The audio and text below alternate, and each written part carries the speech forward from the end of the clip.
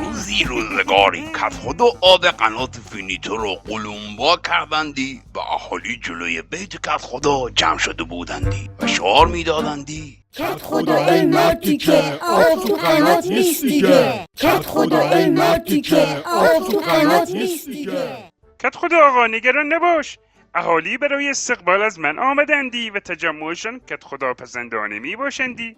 نگاه کن اهالی فینیتو، برای سلامتی کت خدا سلوار. خاک بر سرت کنن ریس ریس، برو یه کاری کن تا جفتمونو همینجا چال نکردندی. نگران نباش کت خدا، کاری میکنم که اعتراضات 0.5% شدندی و بعدش تک رقمی شوندی. خانم نشست کردندی، این چه وضعش هستندی؟ خدا به نشستتون برکت بدهندی، انشالله مشکلات هم نشست میکنندی.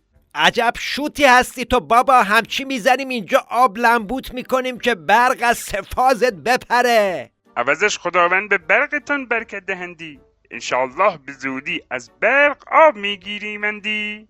آخه آب تو خیار، چرا پرت و پلا میگویی؟ مردم آب ندارندی. آهای اهالی فینیتو، من شرمنده ام، غلط کردیم، جان مادرتان متفرق شوندی. تا آب نیاد تو قنات هر روز همین اسپساد. آخه اگه آب قناتو برگردونم پول قالقالو چطوری بدم؟ خوساباد و لبناباد و چه بکنم؟